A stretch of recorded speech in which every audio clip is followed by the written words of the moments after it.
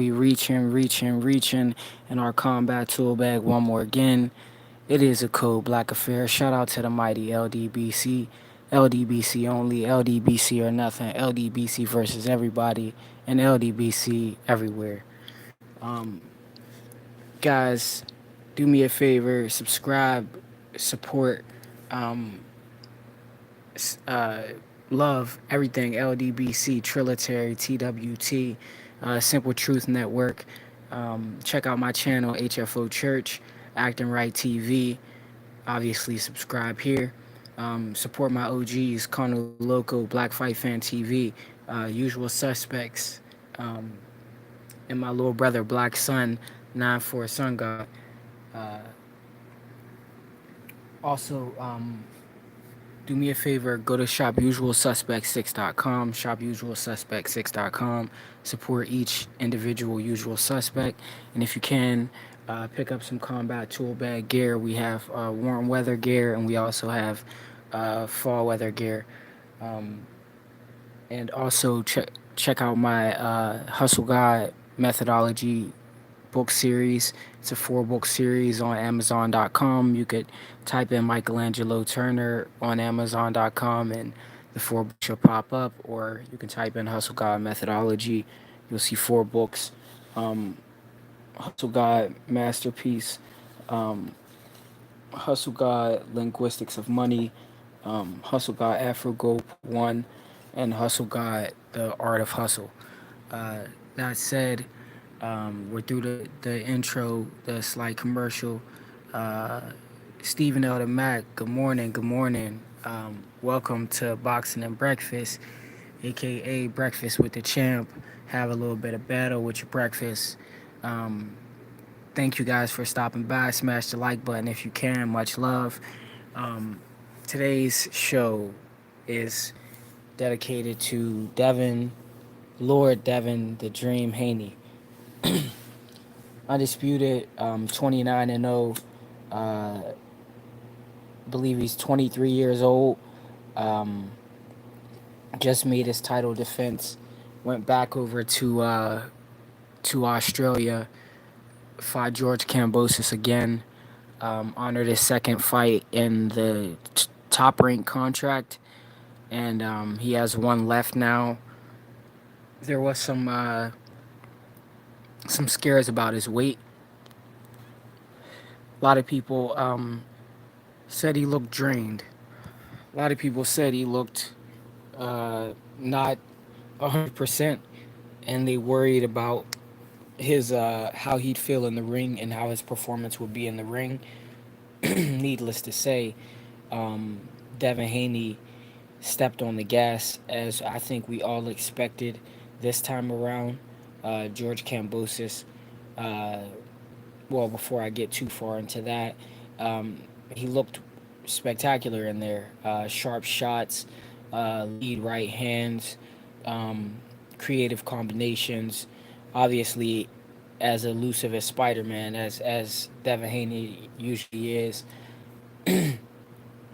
When he pressed on the gas this time around, getting into the actual fight. So I say that to say he looked healthy, but getting into the fight, George Kambosos, he he seemed to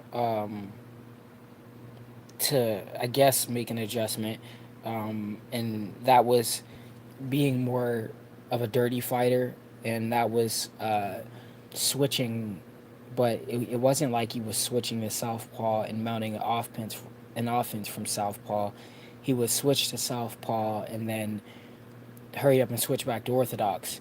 It wasn't like he was committing to the left-handed stance. He would literally switch as as as if it was a feint.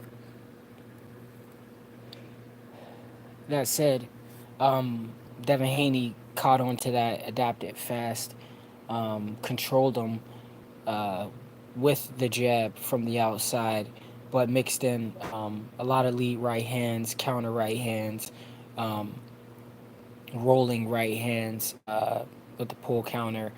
Um, he was very creative. He went to the body as well. Um, last fight, the first fight, they talked about or counted how many times there was a clinch in the fight, and immediately blamed it on Devin Haney. The last fight, I did see Devin Haney initiate quite a few clinches, but clinching and holding are two different things. Holding is illegal, and clinching is a part of the sport. Um, but that said, he wasn't the only one exclusively initiating holds, or clinches, um, which again is a part of the sport. So this time around, when the fight started, they were hinting at, well, not hinting, they were stating the amount of times Devin Haney held the last fight, and basically saying he wasn't going to get away with that this fight. And we seen the referee dove in there several times to separate them and kind of warn Devin Haney.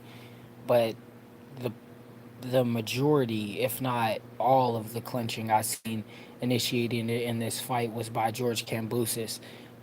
If you have means to do so to rewatch the fight, if you look at most of the time the referee separated them, Devin Haney's left hand was by George Kambosos' waist, and George Kambosos would have both of his hands on Devin Haney's left hand, turning away. George Kambosos did a lot of roughhouse tactics from several headbutts that were intentional, from the dirty wrestling tactics to try to um, out muscle Devin Haney, which were to no avail because Devin Haney eventually adapted by creating space and adjusting and making them pay with the lead right and check hooks. Um, but I don't hear anyone really speaking on one second. I don't really hear anyone speaking on the adjustments that Devin Haney made to the dirty fighting tactics that George Kambosos made. Um, this, like, today's episode is exclusively about Devin, but we seen Savannah Marshall get extremely dirty as well. She threw a number of elbows in the Clarissa Shield fight, and also used some wrestling mauling tactics. But I think we'll hear more about that regarding Clarissa than we will regarding Kambosos versus Haney. Um, I seen headlocks and neck wrenching by George Kambosos. I seen an attempt to wrench Devin's arm several times on the break of the clinch. That, again, from my perspective, if I'm deeming someone responsible, and just a little bit of background, I studied to become a referee as well.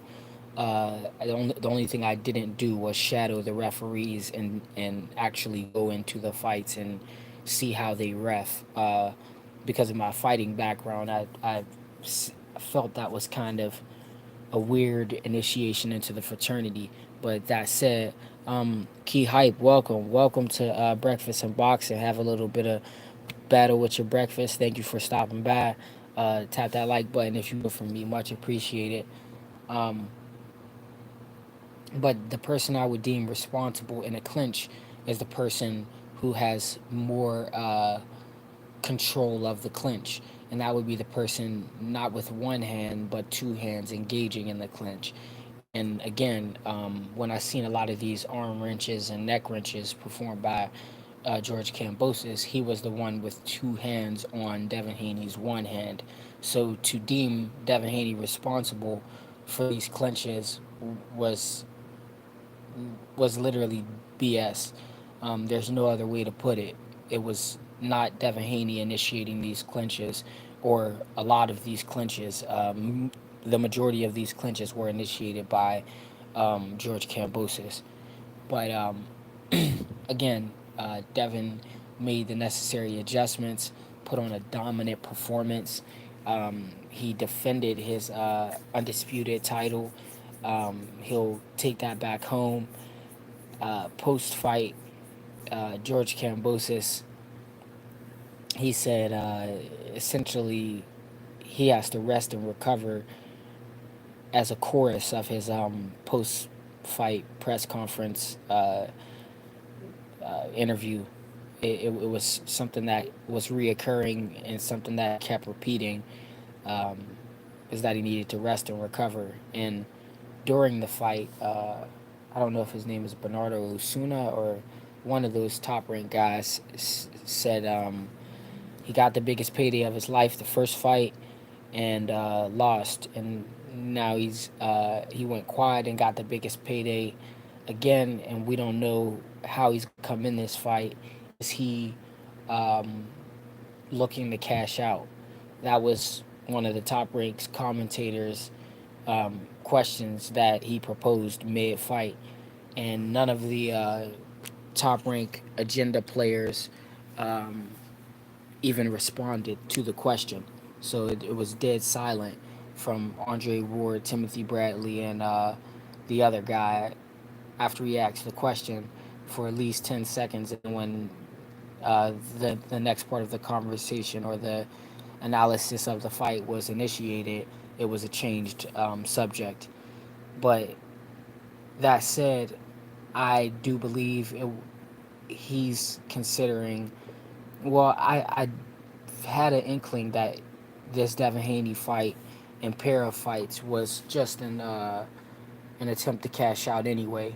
Um, he's been in the game for a little while. It's not that he's battle worn or has nothing left. He actually can continue to contend at the lightweight division um, with the likes of Linares and other lightweights like that, Fortuna, Jojo Diaz, but he seems like he's more content with being the rich man than the actual hungry warrior, and there's no slight to that. I don't think anyone was checking for George Kambosos before he beat Teofimo Lopez, and or even right after the Mickey Bay victory. I don't think anyone was checking for George Kambosos. So if he is going to ride off into the sunset, by all means do so. He did say he he did say to a certain degree that he's not done. His dad jumped in there and backed him up, saying they have a great handler in Lou DiBella, so there will always be an opportunity for him to do something. And then Lou DiBella, um, he essentially compared or drew parallels between George Kambosos and Arturo Gotti or Mickey Ward, someone who's just gonna try his best and leave it out there. But clearly, his best wasn't enough against Lord Devin the Dream Haney. I'm extremely proud of him for basically having to sign a deal with the devil um, to become great. And in most cases, you don't leave signing a deal with the devil unscathed.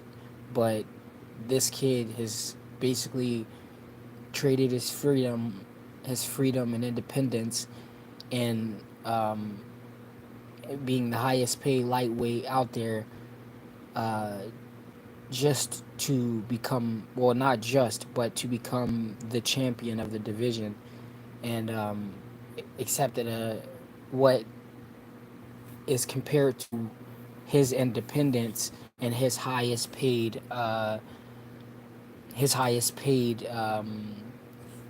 promotional deal or partnership with the zone, trading that in for what could be considered to be a slave deal with Top Rank, because in business terms it would be moving backwards to give up freedom, leverage, and money um, in the world of finance. But in the world of sports, chances make champions, as my OG Black Fight fan would say. And he truly is the is the physical incarnation of chances make champions. To sign a 3 fight deal with Bob Arum, who's known to be um, scum of boxing, and the masses of boxing always deflect and redirect that energy to Don King, but Bob Arum has been more active much longer, doing the exact same things Don King has been doing.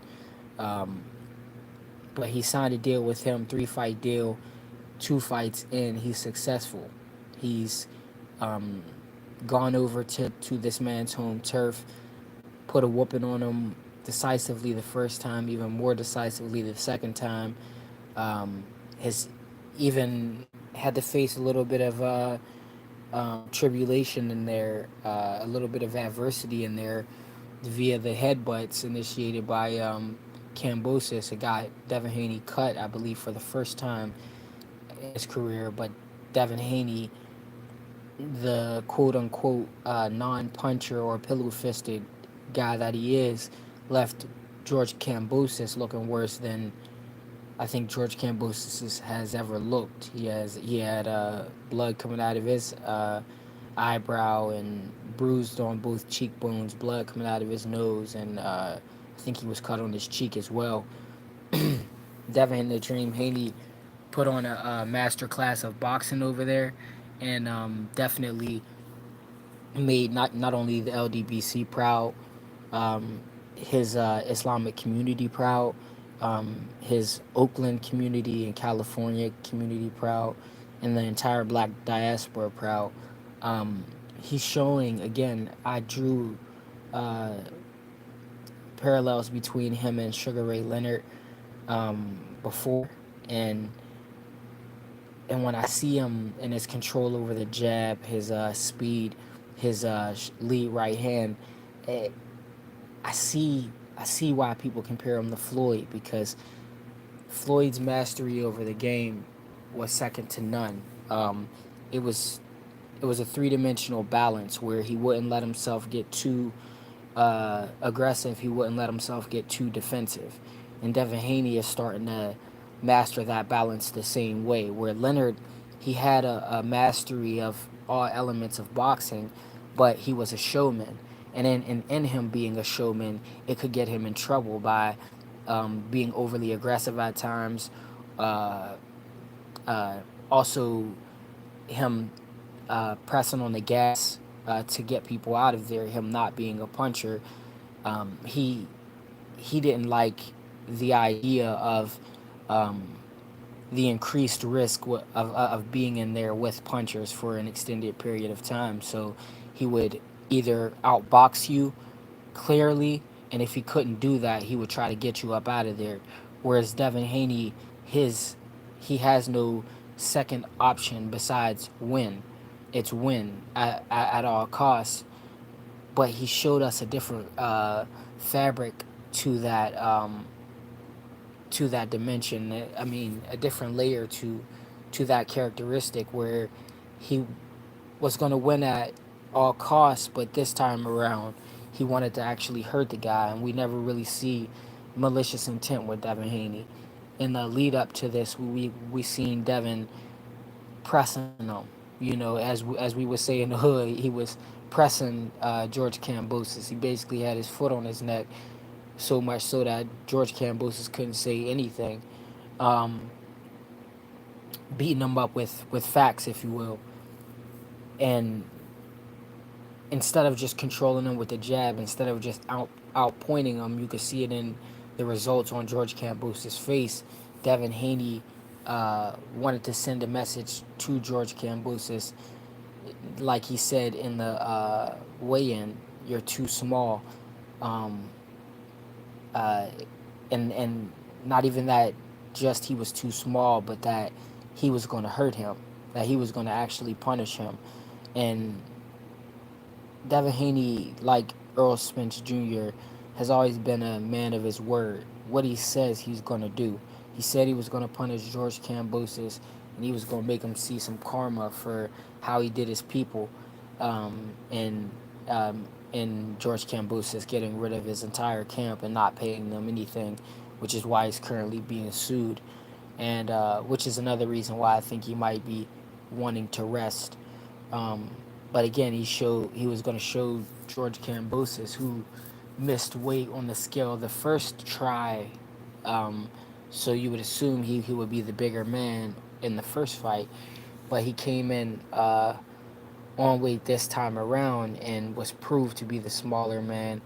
And in his own words in the post fight, stated that Devin Haney is a big guy. He's a big guy, and he doesn't have long at this weight class.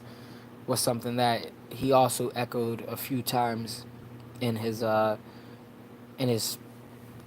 post fight, and something I felt cowardly was that he said in one of his other times, echoing that George Kambosos, that Devin Haney was pretty big and essentially getting too big for the weight class. That hopefully that would, in Devin moving up, it would free up opportunities for him to come back and fight for a title.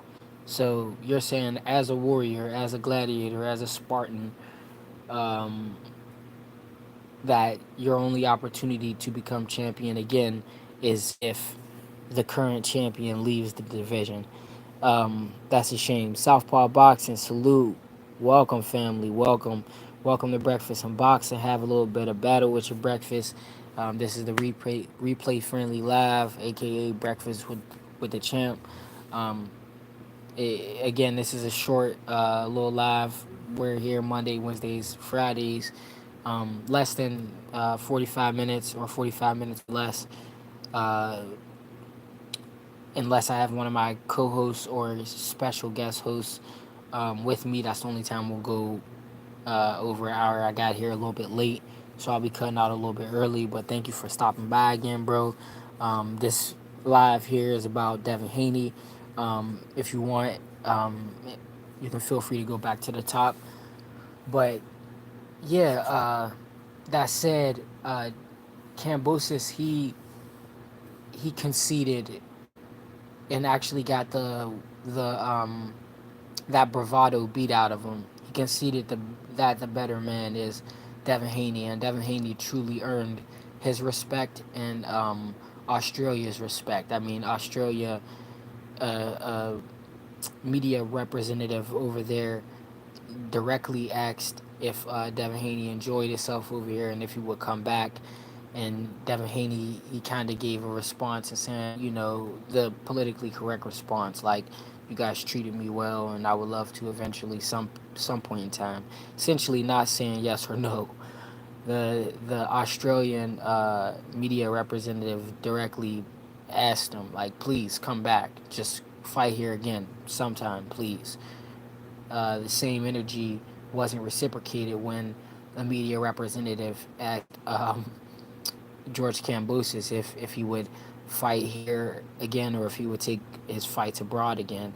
George Kambosos' response was, we'll see. We'll see where the biggest opportunities are. And there was no follow up. Please come back. There was no follow up. We need to see you again, George. There was no follow up. Um, you did a wonderful job, and all these people are here for you. And we need to have you back in Marvel Stadium. None of that. Um, so that said, again, I'm trying to make sure I didn't miss anything of note in this Devin Haney fight. Um, Besides the fact that I'm extremely proud of him, and again, he showed that he could be a lot more offensive.